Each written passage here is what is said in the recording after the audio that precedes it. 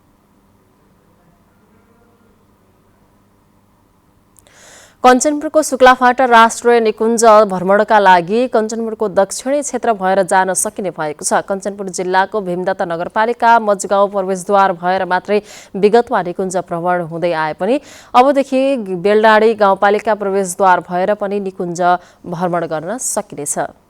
कञ्चनपुरको बेलडाँडी गाउँपालिकाबाट पनि शुक्लाफाटा राष्ट्रिय निकुञ्ज प्रवेश सुरु भएपछि गौरीफन्टा नाकाबाट धनगढी प्रवेश गर्ने भारतीय पर्यटक र धनगढीबाट सिधै शुक्लाफाटा जंगल सफारीका लागि जाने पर्यटकका लागि अब सहज भएको छ। दुईवटा प्रवेशद्वार भएपछि शुक्लाफाटा राष्ट्रिय निकुञ्जमा आन्तरिक तथा बाह्य पर्यटकको संख्यामा वृद्धि हुने अपेक्षा गरिएको छ। जंगल सफारी र शुक्लाफाटा राष्ट्रिय निकुञ्जको सम्भावना उजागर गर्नका लागि निजी क्षेत्रसँग सहकार्यका लागि प्रदेश सरकार तयार रहेको सुदूरपश्चिम प्रदेशका मुख्यमन्त्री कमल बहादुर शाहले बताउनुभयो। पर्यटन क्षेत्रमा राज्यले यो सुदूरपश्चिम सरकारले कहाँनिर के गरिदिनु पर्ने हो हामी तयार छौँ। आउनुहोस् तपाईहरू निजी क्षेत्रका साथीहरू अगाडि बढ्नुहोस्। तपाईँ हामी हातेमालो गरेर अगाडि बढौँ यो आग्रह म तपाईहरुलाई गर्न चाहन्छु। Nepal association of tour and travels NATTA सुदूरपश्चिमको पहल तथा बेलडाँडी गाउँपालिकाको सहयोगमा पूर्वीतर्फ प्रवेशद्वार खुलेको हो। प्रवेशद्वार खुलेपछि शुक्लाफाटा राष्ट्रिय निकुञ्जमा आउने पर्यटकको संख्या बढ्ने अपेक्षा लिएको मध्यवर्ती क्षेत्र व्यवस्थापन समितिका अध्यक्ष लव विष्टले बताउनुभयो। यसमा धनगढी यता इन्डिया दुधुवा आउने पर्यटकलाई पनि यता तान्न सकिने अवस्था छ। यो पुल अब पक्का पुलको बजेट विनियोजन भएको भन्ने समाचार थाहा छ। त्यो भयो भने यस क्षेत्रलाई यो सबैभन्दा छोटो नाका धनगढी यो क्षेत्रबाट प्रवेश गर्ने नाका हुन्छ।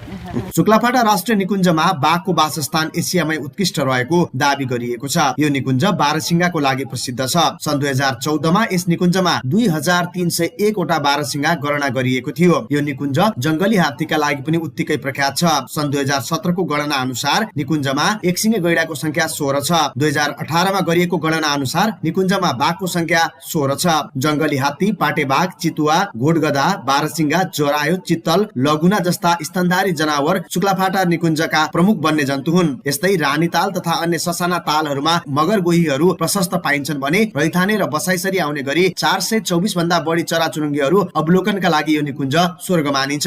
अन्य निकुञ्जको तुलनामा पर्यटनको निकै सम्भावना रहेको शुक्लाफाटा राष्ट्रिय निकुञ्जको संरक्षण, प्रवर्धन तथा प्रचार प्रसार नहुँदा अपेक्षा गरे अनुसार पर्यटक भित्र्याउन सकिएको छैन। सुरक्षित जंगल सफारी, सहज बाटो लगायतका काममा निकुञ्ज प्रशासनले ध्यान दिनुपर्ने देखिएको छ। शुक्लाफाटा राष्ट्रिय निकुञ्जबाट फर्किएपछि सीताराम ओझा, नेपाल टेलिभिजन, कैलाली। सामान्य भवन तथा अन्य पूर्वाधार निर्माणमा प्रयोग गरिने इँटाको माध्यमबाट मात्रै पनि ऊर्जा बचत गर्न सकिन्छ। भवन तथा अन्य पूर्वाधार निर्माणमा प्रयोग हुने इँटाको विकल्पको रूपमा होलो ब्रिक मार्फत ऊर्जा बचत गर्न सकिने विज्ञहरूले बताएका छन्। विश्वव्यापी रूपमा ऊर्जा संकटको बहस चलिरहेको वर्तमान अवस्थामा सामान्य भवन तथा अन्य पूर्वाधार निर्माणमा प्रयोग गरिने इँटाको माध्यमबाट मात्रै पनि ऊर्जा बचत गर्नुका साथै ऊर्जा दक्षता वृद्धि गर्न सकिनेमा समेत जोड़ दिएको छ।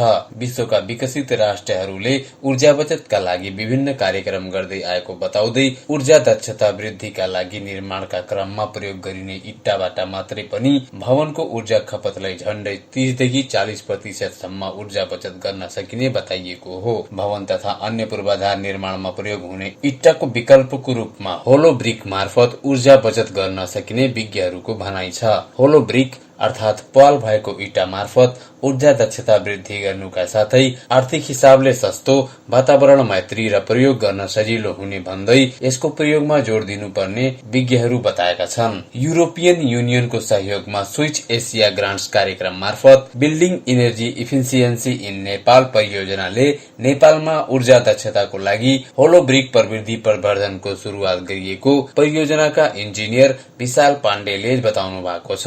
यसको मेन अब्जेक्टिभ भनेको चाहिँ नेपालमा बिल्डिङहरूको एनर्जी एफिसियन्सी अर्थात् ऊर्जा दक्षतालाई कसरी बढाउने भन्ने कुरामा चाहिँ हामीलाई टार्गेट गरेर त्यसमा काम गर्छौँ। र त्यसमा मुख्यतः दुईटा पाटाहरू हुन्छन्। एउटा चाहिँ भवनको ऊर्जा डिमान्डलाई नै कम गराउने, अर्को कुरा चाहिँ भएको डिमान्डलाई पनि सकेसम्म कसरी चाहिँ कम ऊर्जा खपत गराएर त्यसलाई परिपूर्ति गर्ने भन्ने कुराहरू हुन्छ। नेपालको बागमती, लुम्बिनी र गण्डकी प्रदेश गरी 60 वटा स्थानीय तह मार्फत ऊर्जा दक्षता वृद्धिको कार्यक्रम सञ्चालन गरेको परियोजनाले लुम्बिनी प्रदेश अन्तर्गत अन्तर्गत कपिलवस्तुको मायादेवी गाउँपालिकामा अवस्थित एवान इटा उद्योग मार्फत होलो ब्रिक प्रविधिका इट्टा उत्पादन शुरू गरिएको छ। इट्टा उत्पादनको प्रविधि र यसको उपयोगिताको विषयमा परियोजनाले कपिलवस्तु नगरपालिकाका नगर प्रमुख सुदीप पौडेल, मायादेवी गाउँपालिकाका अध्यक्ष वलिउद्दिन मुसलमान, लुम्बिनी विकास कोषका परियोजना प्रमुख सरोज भट्टराई, स्थानीय जनप्रतिनिधि, लुम्बिनी प्रदेश इटा उद्योग महासंघका सचिव रुख बहादुर भूषाल, विभिन्न पालिकामा कार्यरत इन्जिनियर लगायत सरोकारवाला निकायका प्रतिनिधिलाई स्थलगत अवलोकन गराइएको थियो। Building energy efficiency in Nepal परियोजनाको प्राविधिक सहयोगमा शुरू गरिएको होलो ब्रिक उत्पादनको उपयोगिताको विषयमा जानकारी दिँदै परियोजनाका टिम लिडर सुयश प्रजापतिले 15% को होलो ब्रिक्सको प्रयोगले 24% माटो कम खपत हुनुका साथै इट्टा उत्पादनमा हुने कोइला खपतमा 30% सम्म कम खपत हुँदा वार्षिक 5 अर्ब बचत हुने बताउनुभयो। हाल नेपालमा 1350 वटा इटा उद्योगबाट कोइला खरिदका लागि वार्षिक 25 अर्ब रुपैयाँ विदेशिएको तथ्य सार्वजनिक गर्नु भएको छ। होलो ब्रिक इटाको तौल हल्का हुँदा घरको भार कम हुने बताउँदै इटा उत्पादनको क्रममा उत्सर्जन हुने हानिकारक ग्यासको मात्रा समेत कम हुने भएकाले यो प्रविधि वातावरण मैत्री समेत रहेको उल्लेख गर्नुभयो। सो अवसरमा लुम्बिनी प्रदेशमा पहिलो पटक होलो ब्रिक इटा उत्पादन गर्दै ऊर्जा दक्षता अभिवृद्धि परियोजनामा सहयोग पुर्याइएको भन्दै एवान इटा उद्योगका संचालक गोकर्ण खड्कालाई सम्मान गरिएको थियो। वासुदेव वर्मा, नेपाल टेलिभिजन, लुम्बिनी प्रदेश, कपिलवस्तु। समाचारको क्रम जारी नै छ, एकैछिनको विश्राम।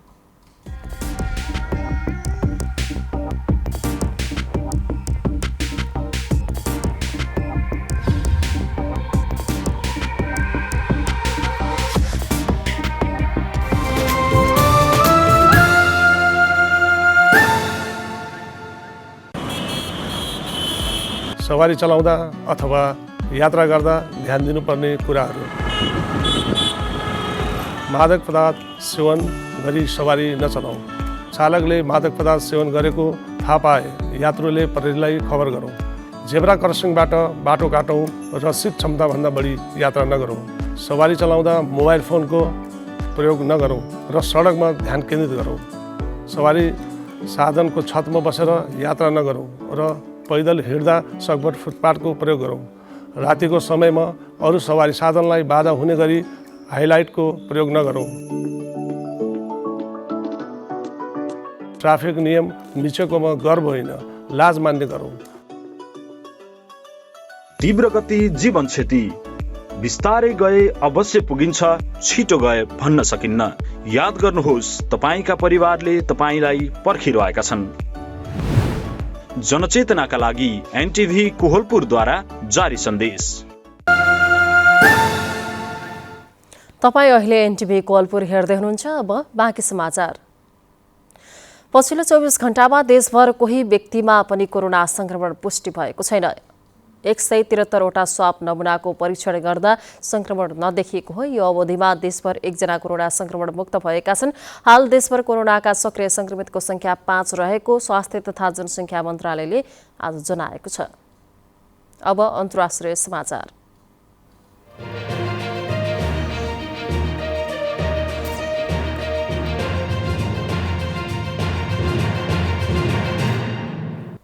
पाकिस्तानको बलुचिस्तानमा आत्मघाती आक्रमणमा परेर 9 जना प्रहरीको ज्यान गएको छ। आत्मघाती आक्रमणमा अन्य 10 जना घाइते भएका बीबीसीले जनाएको छ। प्रहरी बोकेको गाडी एक पुल नजिकै पुगेपछि मोटरसाइकलमा आएका आक्रमणकारीले विस्फोट गराएका खबरमा उल्लेख गरिएको छ।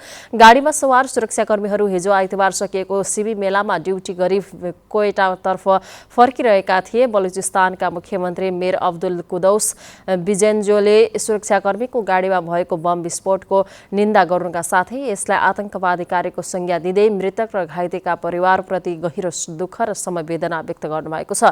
पाकिस्तानमा पछिल्लो समय सुरक्षा बललाई निशाना बनाएर आक्रमण बढ्न थालेका छन्। अब आर्थिक समाचार।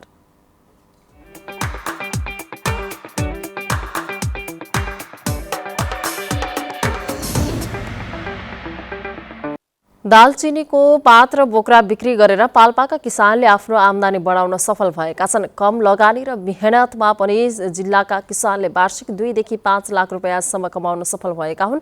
खेर गएको जग्गामा लगाएको दालचिनीका बोटबाट पात र बोक्रा बेचेर मनग्गे आम्दानी गर्न सकिने किसानको भनाइ छ। रैनादेवी छहरा स्थित बल्ढेङगढी सत्यवती जुठा पौवा तिनाउको कचल दोभान कोला डाँडा लगायतका गाउँबाट वर्षमा 5 करोड भन्दा बढीको बोक्रा र पात निकासी हुने गरेको रैनादेवी छहरा साथ बल्ढेङगढीका कुलबहादुर कार्कीले बताउनुभयो। दालचिनी मसला तथा औषधिजन्य तेल उत्पादनमा प्रयोग हुने कच्चा वस्तु हो। पाल्पाबाट यो वर्ष 8 करोड बढीको दालचिनीका बोक्रा र पात भारतमा निकासी भएको भैरवाका व्यापारी रामप्रसाद पन्तले बताउनुभयो।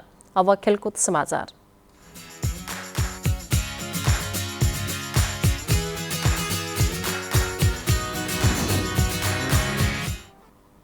आईसीसी विश्व कप क्रिकेट लिग 2 अन्तर्गत त्रिदेशीय एकदिवसीय श्रृङ्खलामा नेपालले यूएईलाई 42 रनले हराएको छ। नेपालले दिएको 230 रनको लक्ष्य पछ्याएको यूएई 45 ओभरमा 187 रनमा अल आउट हुँदै रन मात्र बनाउन सक्यो। यसअघि दुवै इन्टरनेसनल क्रिकेट स्टेडियममा टस जितेर ब्याटिङ गरेको नेपालले निर्धारित 50 ओभरमा 8 विकेट गुमाएर रन बनायो। 68 रन बनाउँदा 5 विकेट गुमाएको अवस्थामा मध्यक्रमका ब्याटरले उत्कृष्ट ब्याटिङ गरेका थिए। नेपालका लागि भीम सार्कीले सर्वाधिक 70 रन बनाए। यस्तै आरिफ शेख 43, कुशल मल्लले 32 र सन्दीप लामिछानेले 27 रन बनाए। बलिङतर्फ जुनैद सिद्दिकीले 3 तथा रोहन मुस्ताफा र आर्वेन लार्काले 2-2 विकेट लिए। यो जितसँगै नेपालले सोझै विश्वकप छनौट खेल्ने सम्भावना कायमै राखेको छ।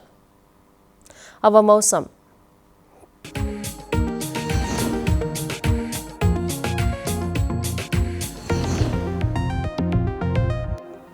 आज देशका पहाडी भूभागमा आंशिक बदलिरही बाँकी भूभागमा मौसम सामान्यतया सफा रह्यो। यस्तै आज राति कोशी प्रदेश र गण्डकी प्रदेशका पहाडी भूभागमा आंशिकदेखि सामान्य बदलिरही देशका बाँकी भूभागमा आंशिकदेखि मौसम सामान्यतया सफा रहनेछ। अब मौसम सम्बन्धी थप विवरण।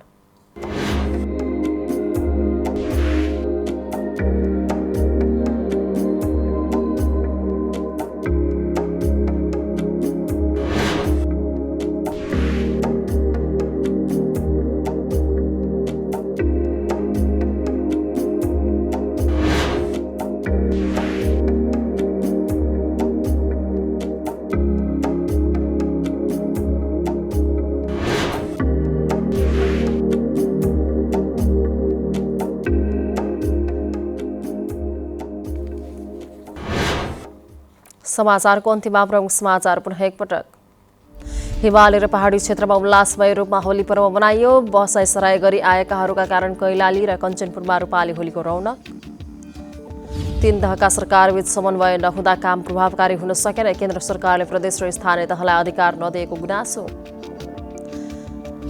रूपन्देहीका मुख्य बजारका पसलहरूको अनुगमन तीव्र। अनुगमन टोली आएपछि रोहिणी गाउँपालिका यसै धग्दैका व्यापारी पसल बन्द गरेर भागे। पाकिस्तानको बलुचिस्तानमा प्रहरी चढेको गाडीलाई लक्षित गरी आत्मघाती आक्रमण। 9 जना प्रहरीको मृत्यु, 10 जना घाइते।